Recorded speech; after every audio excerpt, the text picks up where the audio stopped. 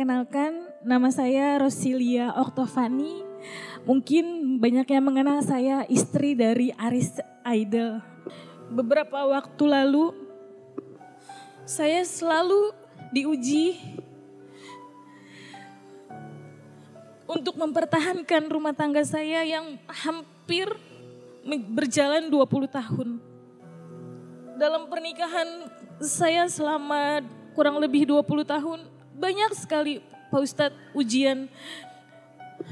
Sempat merasa kecewa dengan suami saya Pak Ustadz. Karena waktu itu suami saya setelah memenangkan juara ini, suami saya meninggalkan saya dan anak saya, sempat berselingkuh.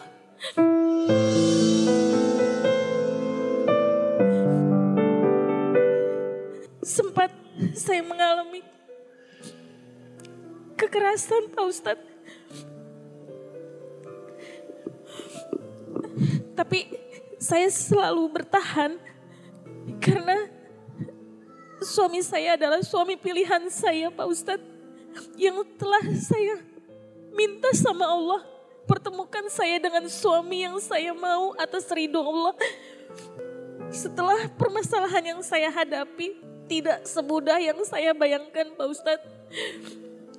Ujian terus datang kepada saya setelah saya memikirkan untuk saya tidak lagi mau mencari dunia Pak Ustadz. Saya cuma pengen hidup saya cuma untuk Allah saat itu. Akhirnya saya memutuskan untuk berhijab. Tahun 2015 saya memutuskan untuk berhijab. Tetapi suami saya tidak merubah, tetap berselingkuh saat itu. Dan saya cuma memutuskan, ya Allah, apa yang salah dalam diri saya? Engkau memberikan saya ujian yang cukup berat. Sempat berpikir saat itu saya harus kembali lagi untuk membuka hijab saya Pak Ustadz. Karena saya berpikir suami saya mencari wanita yang lebih cantik, lebih seksi. Tapi sepintas saya berdoa sama Allah, ya Allah beri saya petunjuk apa yang harus saya lakukan untuk mempertahankan rumah tangga saya. Akhirnya Pak Ustadz, tidak lagi terus ujian Pak Ustadz. Saya selalu berdoa sama Allah, ya Allah berikanlah hidayah untuk suamiku ya Allah. Karena dari saya tidak bisa aku mengucap permintaan itu. Akhirnya qadarullah 2019 suami saya kena musibah Pak Ustadz. Dia tertangkap dengan kasus obat terlarang. Saya sempat hancur Pak Ustadz. Karena harapan saya adalah masa depan anak saya. Masya Allah, setelah keluar dari penjara Pak Ustadz, suami saya sangat memuliakan saya Pak Ustadz. Dia tidak pernah lagi menyakitkan hati saya. Di situ saya sadar, ya Allah, ternyata Engkau memberikan doa. Jawaban doa ini melewati ujian yang harus saya lewati Pak Ustadz. Apakah boleh saya bertanya Pak Ustadz, dalam doa saya pernah menyebutkan bahwa saya tidak akan pernah berhenti mencintai suami saya Pak Ustadz.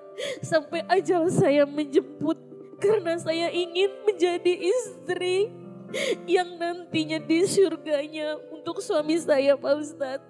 Terima kasih. Assalamualaikum warahmatullahi wabarakatuh.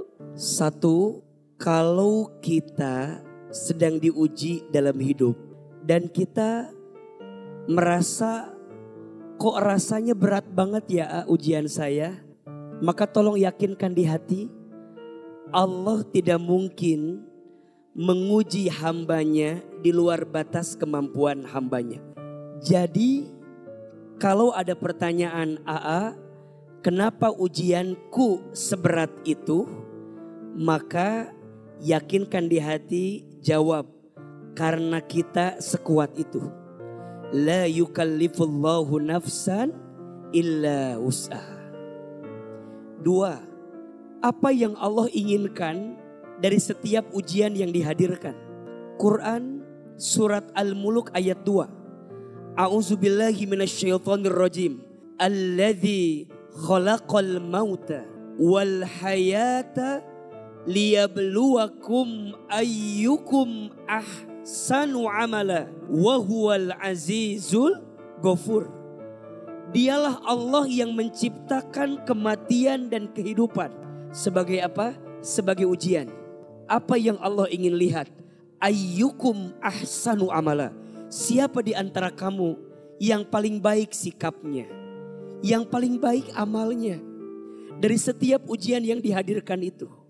Maka kalau dengan semua ujian, semua musibah, semua rasa sakit menjadi jalan mendekat kepada Allah, sesungguhnya kita semua sedang dicintai oleh Allah Subhanahu wa taala. Maka Teteh, untuk kisah yang kemarin yang menimpa rumah tangga Teteh, tataplah itu sebagai bentuk kasih sayang Allah, sebagai bentuk cintanya Allah. Mungkin kalau nggak begitu ceritanya, suami nggak tobat, betul? Mungkin kalau nggak begitu ceritanya, suami nggak istiqomah. Allah boleh jadi sengaja bikin belok dulu, bikin jatuh dulu, bikin sakit dulu. Biar kita tahu makna dari rasa manis setelah pahit yang kita rasakan. Maka izin ya, belajar dari beliau. Rumah tangga itu pasti diuji dengan ujiannya masing-masing. Setuju? Siapa yang bisa bertahan dengan ujian itu dan dia menyandarkan semua ujian itu kepada Allah, maka yakinlah dia akan menemukan hikmah di balik semua ujian itu. Makanya izin ya, sering A bilang, kalau ada masalah di rumah tangga dan kita masih mau memperbaiki, masih ada usaha memperbaiki, masih bertekad untuk memperbaiki, seburuk apapun kuat, berjalan. Tapi kalau sudah sulit diperbaiki, memilih meninggalkan barangkali itu yang menjadi lebih baik sebagai pilihan. Tapi Teteh memilih bertahan di saat suami sedang terpuruk. Ini perempuan yang sangat luar biasa. Karena mohon maaf, ujian suami itu saat dia sedang berada di atas. Dan ujian perempuan itu ada saat suaminya sedang ada di bawah. Betul? Cinta terbaik bukan dia yang siap menunggumu di puncak. Tapi cinta terbaik dia yang siap menemanimu saat mendaki. Cinta terbaik bukan yang datang karena kelebihannya. Tapi dia yang siap bertahan walaupun tahu kekurangan dalam dirinya. Selamat, salam untuk Mas Aris. Mudah-mudahan rumah tangga Teteh dan Mas Aris Allah jaga dalam kebaikan. Amin ya rabbal alamin. Untuk suami aku, terima kasih. Kamu udah menuntun aku menjadi aku yang seperti ini. Menjadi istri yang kamu mau. Terus bimbing aku ya Ayah, biar aku bisa terus istiqomah menjadi istri yang kamu mau. Dan untuk papaku, Papa, mungkin saat itu Papa kecewa dengan keputusan aku menikah sama Aris. Tapi aku yakin Papa sekarang bangga karena anak Papa sudah bahagia bersama suami pilihannya, Pak. Jadi Papa jangan pernah takut. Untuk aku bisa seperti ini, itu karena aku menikah dan menjadi seorang istrinya Aris, Pak. Itu aja yang bisa aku sampaikan buat Papa. Assalamualaikum warahmatullahi wabarakatuh. Waalaikumsalam warahmatullahi wabarakatuh. Nama saya Heni, tinggal di Pondok Gede, punya anak 4. Suami saya meninggal tahun 2014. Selama perjalanan hidup saya ketemu dengan masa kecil saya yang dimana sama-sama sendiri. Saya jalanin sampai sekarang. Dia banyak merubah saya dengan berhijrah. Dia pun gak gitu. Tapi keluarga saya tidak setuju karena dengan masa lalu dia yang tidak baik. Tapi dia bercerah hidup, Pak Ustadz. Nah, di saat saya jalanin, anak-anak saya tidak setuju. Karena dia mau melamar saya semenjak sekarang ini. Saya jalanin 10 tahun baru dia nembak saya untuk menikah. Tapi tujuannya nikah siri, Pak Ustadz. Nah, anak-anak ini kan gak setuju, Pak Ustadz. Dia bilang kata anak-anak, mama gak mau ketemu sama papa di surga. Bagaimana caranya Pak Ustadz ya untuk meyakinkan keluarga saya dan anak-anak saya tidak setuju dengan pilihan saya. Karena dia memang sudah berubah 90%-nya dengan laki-laki yang soleh, benar-benar soleh, Pak Ustadz. Saya harus bagaimana Pak Ustadz? Sedangkan saya janjinya habis lebaran ini, Pak Ustadz. Dia mengajakin nikah, Pak Ustadz. Jadi saya bingung, dilema. Tapi ibu cinta sama laki-laki ini? Cinta, Pak Ustadz, orang saya bertahan sampai 10 tahun. Ibu siap menjalani rumah tangga dengan laki-laki ini? Lah itu sebenarnya dilema juga, Pak Ustadz. Saya karena kalau berumah tangga baru itu kan harus semuanya Iya. harus siap ya Pak Ustadz ya. Tapi dia tuh galak Pak Ustadz. Jadi agak dilema Pak Ustadz. Tapi kalau agama sih saya yakin dia laki-laki yang soleh. Oke. Gimana Pak Ustadz tuh cara jalan keluarnya Pak Ustadz. Makasih Pak Ustadz. Assalamualaikum. Iya, ini agak dilema. Bukan hanya beliau yang dilema. AA juga dilema. Saya lagi mikir sebelah mana nasihat yang paling enak ya. Baik, Bunda sayang izin ya. Iya, rumah tangga itu kan tangga berharga untuk menuju surga, betul? Kalau kita merasa dengan adanya pasangan membuat kita bisa lebih dekat dan taat kepada Allah, yuk bismillah. Tapi kalau Bunda ngerasa udah usia begini, anak-anak juga udah pada gede,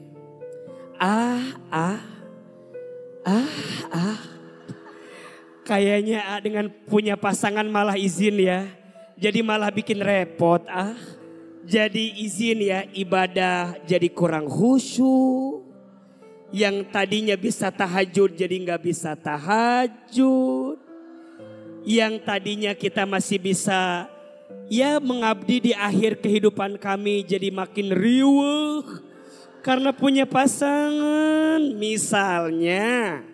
Jadi kembali kalau Bunda merasa dengan pasangan bisa makin yakin, bisa makin dekat, bisa makin taat dengan Allah, bismillah. Tapi kalau Bunda ngerasa jadi malah tambah beban, tambah kewajiban, dan Bunda ngerasa jadi malah hidup nggak karu-karuan, ya rasanya mungkin memilih sendiri akan jadi lebih baik. Tapi kalau kemudian saya udah cinta banget udah emang saya mau nikah. Cuman masalahnya anak saya aja yang nggak ngizinin, nggak setuju. Bolehkah bagi Bunda menikah tanpa izin anak? Kalau bicara syar'inya boleh. Izin ya, bagi perempuan yang single setelah menikah, sendirian, sudah menikah. Kalau dia mau menikah lagi, maka walinya kembali kepada 4. 1 kepada ayah, 2 kepada kakek, 3 kepada saudara laki-laki dari ayah, paman. Dan yang keempat kembali kepada saudara laki-laki daripada ibu, paman. Atau kepada saudara kita, adik kakak laki-laki kita. Anak tidak masuk di situ. Jadi kalau Bunda mau maksain bisa. Tapi pertanyaannya, cinta dengan paksaan. Bagaimana dia bisa hadir di keluarga kita? Betul nggak? Makanya izin ya, untuk calonnya Bunda, selain meyakinkan Bunda, yakinkan anak-anaknya dulu. Betul?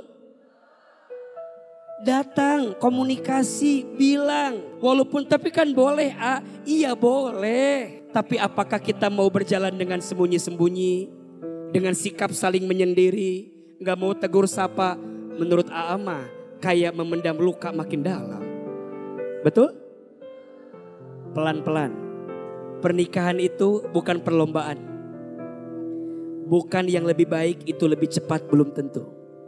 Pernikahan itu proses jalan yang panjang untuk mendapatkan keberkahan. Betul? Dan izin ya, anak jangan juga membatasi orang tuamu kalau orang tuamu sudah punya pasangan yang baru. Jadi kalau dia sudah ketemu jodoh yang baru, anak gak boleh menghalang-halangi. Jangan, bunda ngapain nikah lagi? Udah, shh. Kamu gak ngerti perasaan ibu. Betul? Maka anak juga tidak boleh menghalang-halangi. Tapi seorang anak sebaiknya memberi saran kepada orang tua tentang pertimbangan yang terbaik. Bunda semoga ketemu jawaban terbaiknya. Bunda coba pikir-pikir lagi lebih dalam. Ngobrol lagi sama anak. Salam buat calonnya bunda. Kalau jodoh gak akan kemana. Semoga Allah berikan jalan yang terbaik. Amin. Ya Rabbal Alamin.